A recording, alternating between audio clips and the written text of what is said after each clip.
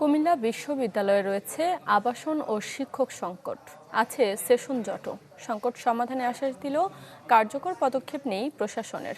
এ বিষয়ে আরও জানাতে সেখান থেকে যোগ দিচ্ছেন সহকর্মী জাহিদুর রহমান। জাহিদ,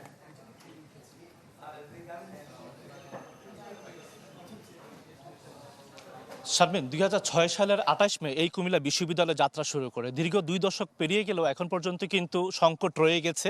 তো আমরা এই সংকট নিয়ে এখানকার যারা বিশ্ববিদ্যালয়ের শিক্ষার্থী তাদের সাথে কথা বলার চেষ্টা করব। আপনারা আসলে এই মুহূর্তে কি সংকট দেখছেন সে একটু যদি আমাদেরকে জানান।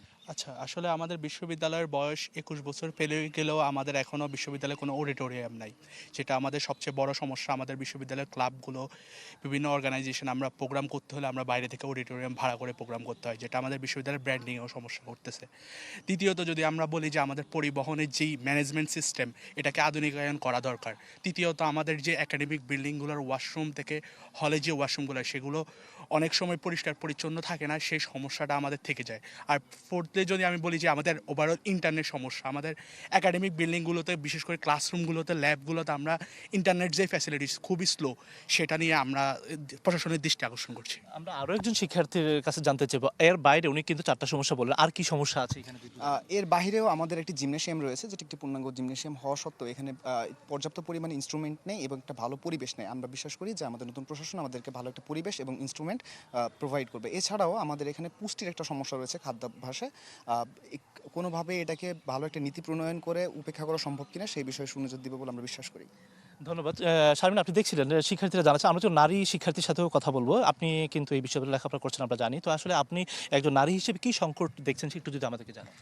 আচ্ছা, একজন নারী হিসেবে কুমিল্লা বিশ্ববিদ্যালয়ের সবচেয়ে বড় সংকট যেটা আমি মনে করি আবাসিক শিক্ষার্থী হিসেবে, সেটা হচ্ছে হলগুলোতে পর্যাপ্ত সিটের অভাব। এখানে দেখা যাচ্ছে যে আমরা এই সময়টাতে এসেও ডাবলিং করে থাকতে হচ্ছে, যেটা নারী শিক্ষার্থীদের জন্য সবচেয়ে বেশি সমস্যার কারণ হয়ে যায়। আবার হলের ক্ষেত্রে দেখা যায় খাবার দাবারের ক্ষেত্রেও নারীদের একটু পুষ্টির দিক দিয়ে একটু বেশি করতে হয়, যেটা হচ্ছে হলের খাবারগুলোতে পাওয়া যায় না। তো আমার মনে হয় প্রশাসন এই দিকটা বেশি গুরুত্ব দিলে আরো ভালো হয়। ধন্যবাদ। আমরা লাস্ট একজন শিক্ষার্থীর সাথে কথা বলবো। আপনি যদি একটু জানান যে আসলে এখানে আবাসন সংকট এবং পরিবহন কোনো সমস্যা আছে কিনা। নগদ নিয়ে এলো হার না মানা হার অফার। সর্বনিম্ন 10,000 টাকা রেমিটেন্স নগদে পাঠালে থাকছে স্বর্ণের হার জেতার সুযোগ। আচ্ছা, আমাদের বিশ্ববিদ্যালয় আসলে 50 একরের এবং 7,000 শিক্ষার্থী নিয়ে তৈরি। ওই বিশ্ববিদ্যালয়ের সবচেয়ে বড় সংকট যেটা, সেটা হলো শিক্ষক সংকট। আবার আবাসনের সংকট তো অলরেডি বলছে, শিক্ষক সংকট এবং গবেষণার যথেষ্ট সুযোগ নাই। এছাড়াও বিশ্ববিদ্যালয় আসলে যে বিষয়বিদ্যালয় সবচেয়ে বেশি নির্ভর করে যেটা, এটা পলিটিক্যাল একটা স্থিতিশীলতা। আমাদের বিশ্ববিদ্যালয় এখনো পর্যন্ত পলিটিক্যাল একটা স্থিতিশীলতা আসে নাই। আমাদের বিশ্ববিদ্যালয় প্রশাসন যদি পলিটিক্যাল স্থিতিশীলতা নিয়ে কাজ করে, এটা সবচেয়ে ভালো হয়। ধন্যবাদ। শারমিন, আপনি দেখছিলেন শিক্ষার্থীদের কাছ থেকে আমরা বিভিন্ন সংকট নিয়ে জানছিলাম। আমরা একটু শিক্ষকদের কাছে জানতে চাইবো।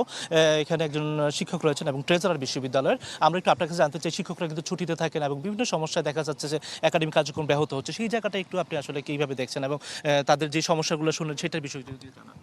ঠিক, আপনি জানেন যে নতুন নতুন জ্ঞান এবং গবেষণার জন্য উচ্চশিক্ষার প্রয়োজন আছে এবং আমাদের শিক্ষকরা যারা উচ্চশিক্ষায় গিয়েছেন সেই ক্ষেত্রে তাদের ফিরে আসলে পরে সেই উপকার বিশ্ববিদ্যালয় পাচ্ছে। কিন্তু দেখা যায় যে একটা বড় সংখ্যক শিক্ষক ফিরে আসছেন না। তো এবং আমরা যেটা দেখতে পাচ্ছি যে যারা নর্থ আমেরিকা বা অস্ট্রেলিয়াতে যাচ্ছেন তাদের ফিরে আসার সংখ্যাটা কমে গিয়েছে। তো সেই ক্ষেত্রে আমার মনে হয় যে সরকার এখানে নজর দিতে পারেন, নতুন নতুন পোস্ট ক্রিয়েট হতে পারে এবং এন্ট্রি লেভেলে পিএইচডি ডিগ্রিধারী যদি শিক্ষক নিয়োগ দেওয়া যায় তাহলে এটার সমাধান অনেকাংশেই সম্ভব। ধন্যবাদ। আমরা শারমিন সার্বিক বিষয়গুলো শিক্ষার্থীদের কাছ থেকে শুনছিলাম এবং শিক্ষকের কাছ থেকে জানলাম। আমরা সার্বিক বিষয়ে উপাচার্যের কাছে জানতে চাইবো। আপনি তো এই বিশ্ববিদ্যালয় সম্প্রতি যোগদান করেছেন, তো এক্ষেত্রে শিক্ষকদের এবং সংকট এবং শিক্ষার্থীরাও কিন্তু অনেক সংকটের কথাই বললেন। সেই জায়গাটা সার্বিক মিলে আসলে এটা সমাধানে আপনি কী ধরনের পরিকল্পনা নিয়েছেন একটু যদি আমাদেরকে জানান। ধন্যবাদ চ্যানেল 24-কে। আমাদের বিশ্ববিদ্যালয় সম্পর্কে বা বিশ্ববিদ্যালয়ের যে সমস্যাগুলি এটা চিহ্নিত করে তার সম্পর্কে আমাদের বক্তব্য সবার সামনে উপস্থাপন করতে সুযোগ দেওয়ার জন্য। আপনি যেমনটি বলছিলেন যে কুমিল্লা বিশ্ববিদ্যালয় 2006 সালে তৎকালীন প্রধানমন্ত্রী এবং বাংলাদেশের সফল 3বারের প্রধানমন্ত্রী দেশনেত্রী বেগম খালেদা জিয়ার উদ্যোগে কুমিল্লা বিশ্ববিদ্যালয় প্রতিষ্ঠিত হয়। কিন্তু তারপরে দীর্ঘ 20 বছর কেটে গেছে, এই বিশ্ববিদ্যালয়টি এখনও একটি পূর্ণাঙ্গ সুযোগ সুবিধা নিয়ে দাঁড়াতে পারেনি। আমার ছাত্রছাত্রীরা যেমনটি বলছিল যে এখানে আবাসন সমস্যা, পরিবহন সমস্যা, নিরাপত্তার সমস্যা, জিমনেশিয়াম, অডিটোরিয়ামের কথা বলেছে।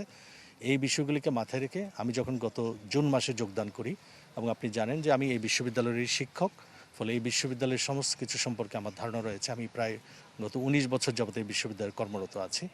ফলে আমি যোগদান করার পরে আমি প্রথমে বলেছি যে এই বিশ্ববিদ্যালয়টি এখন চলবে স্টুডেন্ট ফার্স্ট নীতিতে। এই বিষয়টিকে মাথায় রেখে আমরা চিহ্নিত করেছি স্টুডেন্টদের আবাসন সমস্যা নিরসনকল্পে আমরা কাজ করছি। স্টুডেন্টের টয়লেট ফ্যাসিলিটি বৃদ্ধি করার জন্য আমাদের প্রকৌশল বিভাগকে নির্দেশনা দেওয়া হয়েছে। ধন্যবাদ আপনাকে। শারমিন, আপনি দেখছিলেন যে এখানকার উপাচার্য এখানকার যে সংকট সেটা নিরসনে তিনি কাজ করছেন এবং শিক্ষার্থীরাও কিন্তু তাদের বেশ অভিযোগ তুলে ধরেছেন। তো আসলে এই মুহূর্তে বলা যায় যে কুমিল্লা বিশ্ববিদ্যালয়ের এর বাইরেও বেশ কিছু সমস্যা রয়েছে, বিশেষ করে রাস্তা দিয়ে যে পরিবহন যায় সেটাও কিন্তু সংকীর্ণ, সেটাও প্রশস্ত করার দাবি জানিয়েছেন তারা। তো বলা যায় যে আসলে এই বিশ্ববিদ্যালয়ে শিক্ষার্থীর যে সংকটের কথা তুলে ধরলেন, একই সাথে উপাচার্যও কিন্তু নিরসনে আশ্বাস দিয়েছেন। তবে এখন দেখার বিষয় যে নতুন ক্যাম্পাস যেটা রয়েছে এটার বাইরে 200 একর সেখানে নেওয়া হয়েছে। অবকাঠামোগত উন্নয়ন হলে আগামী বছরই হয়তো এই সংকট অনেকটাই নিরসন হয়ে যাবে। তো এই ছিল এখান থেকে সর্বশেষ। শারমিন। যাই ধন্যবাদ আপনাকে। দর্শক, কুমিল্লা থেকে যুক্ত হয়েছিলেন আমাদের সহকর্মী।